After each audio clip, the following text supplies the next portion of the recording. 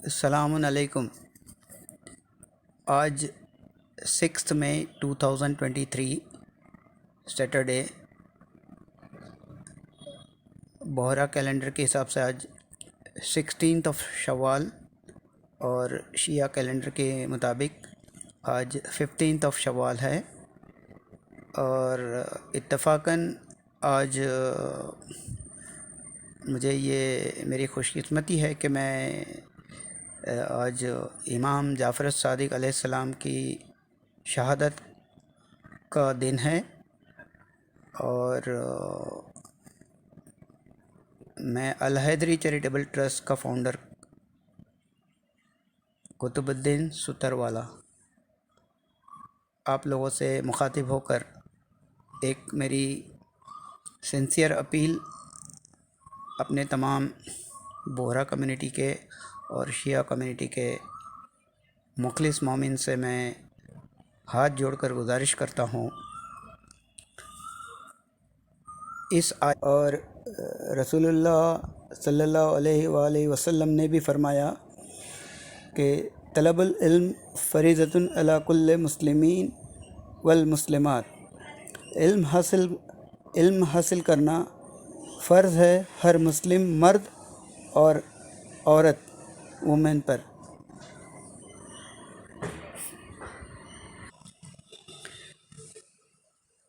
दूसरी बात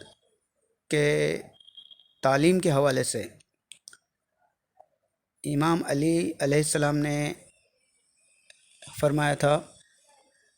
कि I would like to see my followers in two conditions only, he should either be a teacher और a student and nothing else. यानी मौला अली खुद हमसे ये चाह रहे थे कि अगर मेरा फॉलोअर है, वो अली का अगर चाहने वाला है और अहले बैत का ग़ुलाम है, तो वो किसी भी सूरत में ये दो पैमाने पे खरा उतरना चाहिए कि या तो वो तालिबुल इल्म हो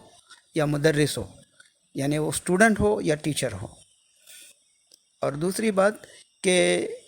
इमाम जाफ़र सादिक़ अलैहिस्सलाम, आप जब मदीना में अपने ज़िंदगी के दौरान में तकरीबन 4,000 लोगों को तालीम देते थे, तो उसी तालीम की जो अहमियत है कि आपने उस ज़माने में 4,000 तलबतुल इल्म को तालीम देना और उनको तैयार करना, तो उसी बरकत से, उसी जज्बे को आगे बढ़ाते हुए आज तो हम तो टेक्नोलॉजी के दौर में हैं, तो हम बहुत कुछ कर सकते हैं और आसानी से कर सकते हैं। सिर्फ ज़रूरत है कि जज्बे की और हम सबको इकट्ठा होने की, एक प्लेटफॉर्म पे आके खड़े रहने की है। अभी दाऊदी बोहरा कौम और शिया कम्युनिटी के लोग, ठीक है, हम सब अगर चाहे एनजीओ की शाकिलत में काम कर रहे हैं या ट्रस्ट के हवाले से काम कर रहे हैं या इंडिविजुअल लेवल पे हम काम कर रहे हैं, तो वो कहीं पर भी ग्राउंड लेवल पे उसका इफ़ेक्ट दिखाई नहीं देता। अगर मैं अल हैदरी चैरिटेबल ट्रस्ट के हवाले से या उसकी कैपेसिटी के हिसाब से मैं मुश्किल से 10, 15, 20 बच्चों को एजुकेशन की फ़ीस में स्पॉन्सर करता हूँ, तो उससे भी कुछ होता नहीं है। और अगर कोई इंडिविजुअल लेवल पे कर रहा है तो वो भी कुछ दिखता नहीं है। तो मेरी सभी अपने मोमिन हजरत भाइयों से गुजारिश है, चाहे वो शिया कम्युनिटी के हो चाहे बोहरा कम्युनिटी के हो, हम सबको एक कॉमन कॉज के लिए एक प्लेटफॉर्म पे आना आज की तारीख में बहुत ही ज़रूरत है। हम लोग सब मिलके पहले तो ये डिसाइड करें कि कौन कौन से स्टेट में कौन से नाम से एनजीओ या चैरिटेबल ट्रस्ट रजिस्टर्ड है कि जो एजुकेशन के हवाले से, एजुकेशन की फील्ड में ज़्यादा बढ़ चढ़ के और शिद्दत से काम कर रहे हैं। उन सब की हम लोग लिस्ट बनाएं और फिर वो सारे ट्रस्ट के जो ट्रस्टीज़ है या जो डोनर्स हैं, वो सब मिल के हमारा जो भी फ़ंड इकट्ठा होता है साल में, फॉर एग्ज़ाम्पल के मार्च हमारा क्लोजिंग है ताकि हमको टैक्स बेनिफिट मिले, तो वो क्लोजिंग के पहले अगर आप जो भी डोनेशन देते हैं, और फिर हमारा जो एकेडमिक ईयर स्टार्ट होता है जून से ऑनवर्ड, तो एडमिशन भी कंफर्म होते हैं जून में, जुलाई में। तो अगर हमारे पास में मार्च तक जितना भी फ़ंड आ जाता है, तो हम लोग ये डिसाइड करेंगे कि हमको कौन से मेट्रोपॉलिटन सिटी को टारगेट करना है या कौन से डिस्ट्रिक्ट को टारगेट करना है कि जहाँ पर हम लोग अपने बच्चों के लिए, अपने कम्युनिटी के लिए कोई कॉलेज खोले या कोई स्कूल खोले या कोई हॉस्टल खोले या कोई एकेडमिक सेंटर का खोलने की गुंजाइश हो। तो मेरे हिसाब से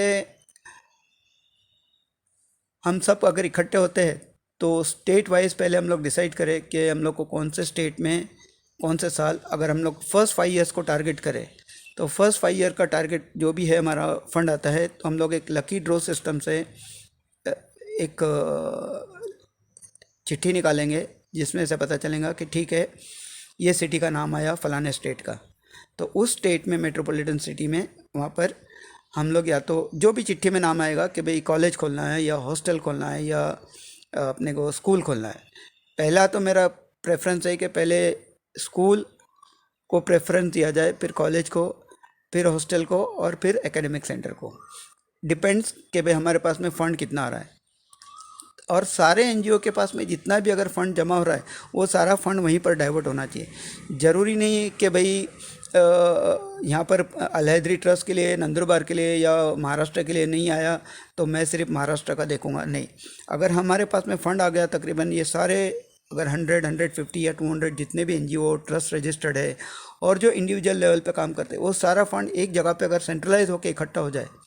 तो हम लोग बहुत बड़े पैमाने पे एजुकेशन के फील्ड में रिवॉल्यूशन ला सकते हैं। बहुत ही बेहतरीन बदलाव आएगा और ये बदलाव मतलब ज़मीनी स्तर पर दिखाई भी देगा। तो मेरी अभी सभी लोगों से गुजारिश है कि हम लोग एक ग्रुप बनाए, उसमें सारे फाइनेंशियल एक्सपर्ट भी हो, लीगल एक्सपर्ट भी हो, पब्लिक रिलेशन टीम हो, सोशल मीडिया टीम हो, वो सब रेडी करें और एक रोड मैप तैयार करें कि कौन से स्टेट में से हमको कौन से लोग हैं जो किस खिदमत को अंजाम दे सकते हैं। और सारे डोनर की और एनजीओ की और ट्रस्ट की जो लिस्ट है वो बनाएं, उसको एक जगह पे सेंट्रलाइज करें। जैसे कि अभी ये लोगों ने पिछले 100 साल से मेहनत की तो आज उनको नतीजा मिल रहा है कि वो लोग के पास में बहुत कुछ है, ठीक है। वो 100 साल की मेहनत का नतीजा है, ऐसा नहीं कि उन्होंने 5-10 साल पहले कुछ मेहनत की और अभी उनको उसका फल मिल रहा है। अगर हमको वाकई में कुछ प्रोग्रेस देखनी है तो हमको यूनाइटेड होना बहुत ज़रूरी है। तो मेरी गुजारिश है कि अगर वो 640 गांव में अपने रिप्रेजेंटेटिव भेज के इतना सारा फंड कलेक्ट कर सकते इतने स्मार्टली और वाइजली, तो हम लोग अगर 200-250 एनजीओ है ऑल ओवर इंडिया से, और जो इंडिविजुअल लेवल पे काम कर रहे हैं, ठीक है, वो अगर 2-2-2.5 हज़ार लोग हमसे जुड़ रहे हैं तो डेफिनेटली हम लोग एक एक बहुत बड़ी क्रांति ला सकते हैं एजुकेशन के फील्ड में। तो मेरी, क्योंकि यहाँ पर हमारे पास में आए दिन कॉल आते हैं मेडिकल के हवाले से, बड़े बड़े पेशेंट मतलब मेजर केसेस आते हैं, चाहे ब्रेन ट्यूमर हो, ब्रेस्ट कैंसर हो, कीमोथेरेपी हो, डायलिसिस का हो,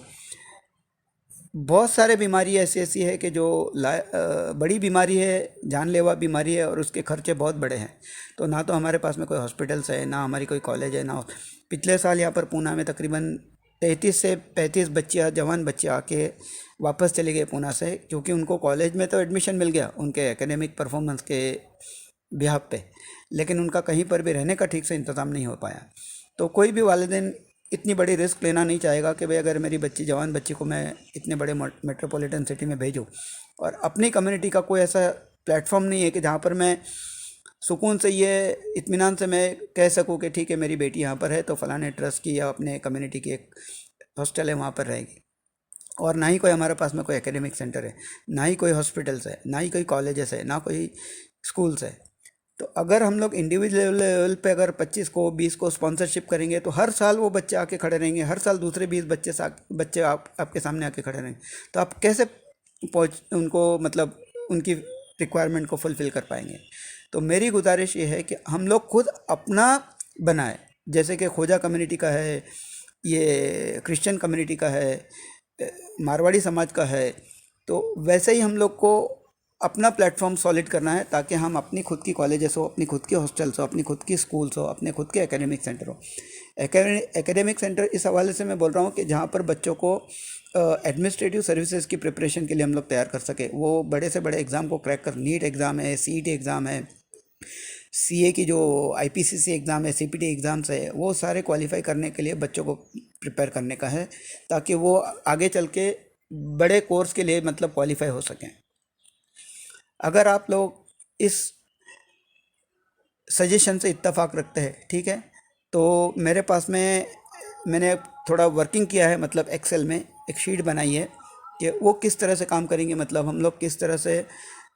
ये काम करेंगे, और इसको हम लोग किस तरह से आने वाले 5 साल में, 10 साल में, और 15 साल में और 20 साल में क्या अचीव कर सकते हैं, मतलब क्या माइलस्टोन हम लोग अचीव कर सकते हैं। जैसे कि मैंने लिखा था कि अगर 2023 और 27 5 साल के लिए अगर सोचे, तो मैंने अप्रॉक्सीमेटली लिया कि भाई हमारे पास में टोटल नंबर ऑफ़ ट्रस्ट होंगे ऑल ओवर इंडिया में 100, और वो ऑन एन एवरेज 20 स्टूडेंट को स्पॉन्सर कर रहे हैं। तो ठीक है, तो टोटल कितने हो गए, 1000। और 1000 का अगर 5% करेंगे हम लोग 5 साल के लिए, तो वो 2000 के हिसाब से 5 साल में 10,000 स्टूडेंट हो गए। और 10,000 के एक स्टूडेंट की फ़ीस ऑन एन एवरेज अगर वो ट्रस्ट 20,000 के हिसाब से भी अगर वो स्पॉन्सर करती है, तो वो तकरीबन हमारे पास में 20 करोड़ की हो जाती है 5 साल में। और इसी तरह मैंने इंडिविजुअल का लिया कि भाई ऐसे 1500 लोग होंगे जो इंडिविजुअल लेवल पे काम करते हैं, और वो हर कोई एक दो स्पॉन्सर करता हूँ कि भाई मैं 2 स्टूडेंट को मैं स्पॉन्सर कर सकता हूँ, ठीक है। तो इसका मतलब क्या हुआ कि वो 3,000 स्टूडेंट को हम लोग स्पॉन्सर, वो लोग को स्पॉन्सरशिप कर सकते हैं, मतलब 3,000। तो 1 साल के अगर 3,000 हुआ तो 5 साल के 15,000 स्टूडेंट हुए। और वो एवरेज फ़ीस मतलब किसी को 15,000 दे सकते हैं, मतलब ऑन एन एवरेज। तो वो 15,000 फीस 15,000 स्टूडेंट को, वो 22 करोड़ 50 लाख होता है। तो इस तरह से ये टोटल कलेक्शन होता है 5 साल में 42 करोड़ 50 लाख। तो ये मैं 5 साल का ये एक अप्रॉक्सीमेटली मैंने वर्किंग किया है। तो इसी तरह से अगर हम लोग यही पैसा इकट्ठा करके अगर करेंगे, तो हम लोग उस साल में इतने 5 साल के अरसे में 3 स्कूल बना सकते, 3 कॉलेज बना सकते, एक हॉस्टल बना सकते और 2 एकेडमिक सेंटर बना सकते हैं। तो मैं इसकी भी स्क्रीनशॉट आपके साथ में शेयर करता हूँ। फ़िलहाल मैं अभी के लिए इतना ही बोलूँगा कि मेरी आप सबसे गुजारिश है कि हम लोग को सबको इकट्ठा आना पड़ेगा और एक कॉमन कॉज के लिए यूनिटी के साथ में काम करना पड़ेगा। अस्सलाम वालेकुम।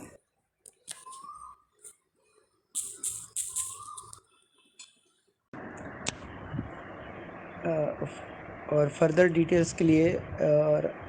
ज़्यादा जानकारी, मज़ीद मालूमात हासिल करने के लिए आप मुझे मुझसे कांटेक्ट कर सकते हो 00918265023256, या मेरे ईमेल आईडी से भी मुझे आप कांटेक्ट कर सकते हैं info@alhydri.org।